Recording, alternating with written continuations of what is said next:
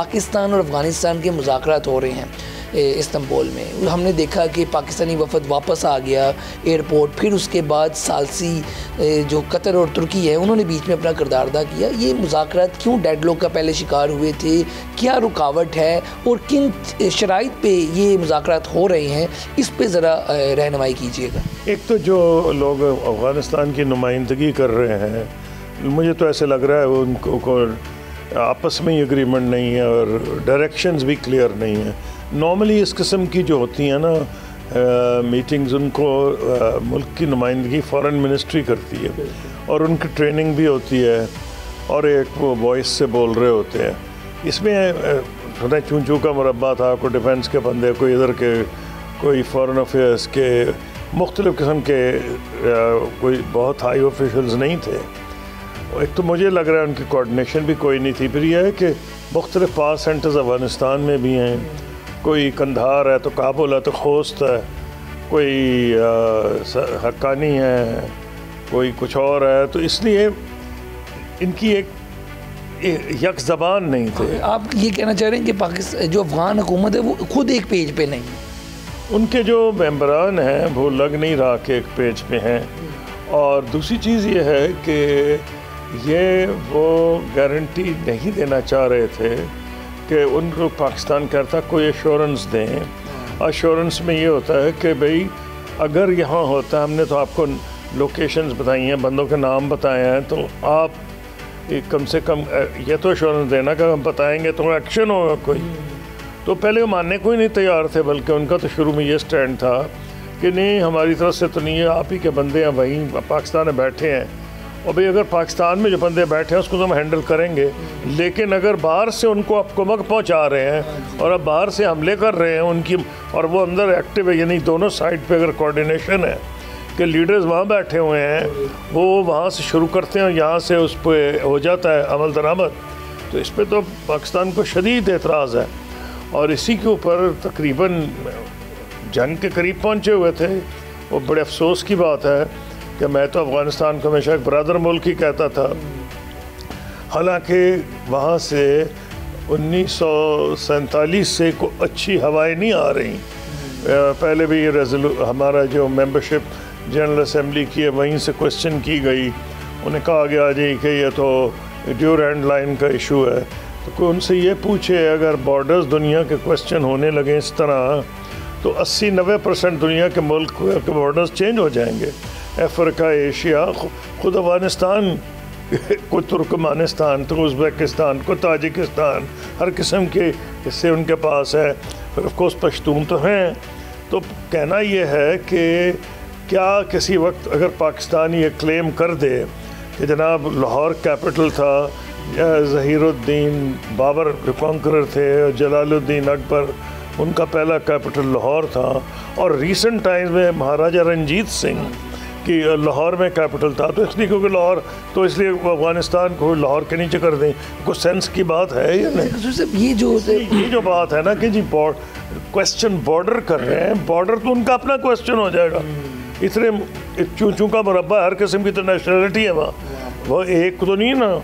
पश्तून में भी अगर 45% है, 50% हैं, जितने भी हैं, तो बाकी बहुत सी वहाँ नेशनलिटीज़ हैं। इसलिए मैं ये समझता हूँ कि जो उनका ये पहले दिन से रहा है ड्यूरेंड लाइन वाली कहानी, वो राग अलापते रहे हैं ये, और उनको हमेशा से 1947 से इंडिया की पुश बनाई थी। अब की बात नहीं कर रहा, 47 से उनको वर्गलाया जा रहा था।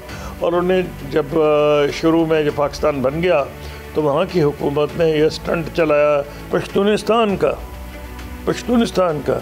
बल्कि हैरानी की बात थी कि जब यहाँ के ज़्यादातर हुक्मरान पठान थे, अयूब खान थे, तो एक बड़ा मजाक था कि जनरल क्या वो अयूब खान थे, चीफ जस्टिस कियानी थे, और जनरल आज़म खान थे, और इसी तरह 4-5 पश्तून ले खड़े हुए थे। और कहानी ये थी कि किंग ज़ाहिर शाह है तो उनको कहा फील्ड मार्शल अयूब खान है, and your majesty these are the people that you wish to liberate, यानी कि इनको आप आज़ाद कराना चाहते हैं जो इस मुल्क के हुक्मरान हैं। और आज भी माशाल्लाह पश्तून टोटली इंटीग्रेटेड है पाकिस्तान में।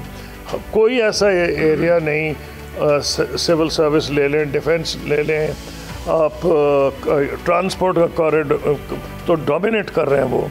बहुत से प्रोफेशंस में पश्तून कंप्लीटली इंटीग्रेटेड है। तो मेरा कहना ये है, उनको ये क्या ढोंग रचाया हुआ है। अगर इस बुनियाद पे, जैसे मैं कह रहा हूँ ना, कोई 90% मुल्क इसलिए नहीं बचेंगे कि उनके सब के बॉर्डर्स कंटेस्टेड हैं, जो कॉलोनियल पीरियड में चेंज हुए हैं।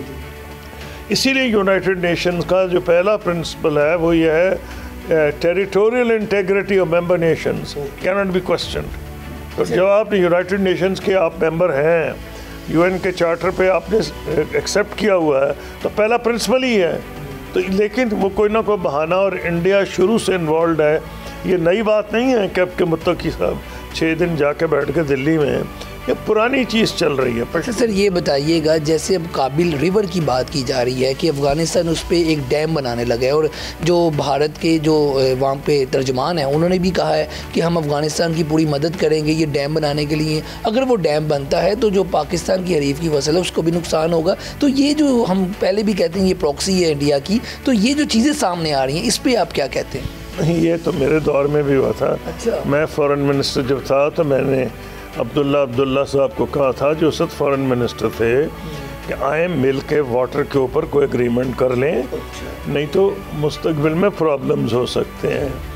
और वो राज़ी हो गए थे। उन्होंने कहा आप वेट करें, और मेरा जहाज़ जा रहा था, मैं स्पेशल फ़्लाइट से आया था, और वहाँ शाम के वक्त, क्योंकि वो सेफ़ नहीं था शाम के बाद, तो मैं मगरिब से पहले फ़्लाई करना चाह रहा था, मुझे इतना याद है। उन्होंने कहा अच्छा वेट करें। तो मैंने एयरपोर्ट पे जहाज़ खड़ा रखा कि अब्दुल्ला साहब इसका जवाब देंगे कि वाटर पे अरेंजमेंट्स को हो, क्योंकि अंडर इंटरनेशनल लॉ हमारे राइट्स हैं लोअर राइपेरियंस के। तो उसमें उन्होंने, लेकिन बाद में मुझे पता चला कि वो इसके हक़ में थे, लेकिन प्रेसिडेंट करज़ई नहीं माने। तो इसका मतलब यह है कि तो ये कोई नई बात नहीं है, बहुत पुरानी बात है। वो पानी की जो कहानी है ना, इतना आसान नहीं है उसको रोक लेना, या मोदी साहब भी यही चाह रहे थे। इस पे मैं ज़्यादा नहीं कहना चाहता, हालात ख़राब नहीं करना चाहता कि मैं इसको नेचुरली, अगर यही बात है तो यहाँ के पश्तून भाई जो हैं उन्हीं को नुकसान होगा ना, सबसे ज़्यादा उनको नुकसान होगा।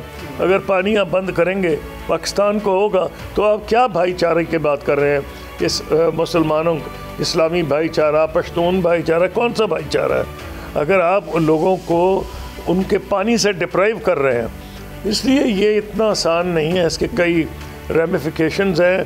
पाकिस्तान भी कुछ ना कुछ इसमें कर सकता है, मैं मुनासिब नहीं समझता उसका जिक्र करना, लेकिन वो इंडिया की शुरू से कोशिश है। इंडिया उस वक्त भी उनको शह दे रहा था और कह रहा था हम आपकी मदद करेंगे कि आप डैम बनाएं रिवर काबुल पे।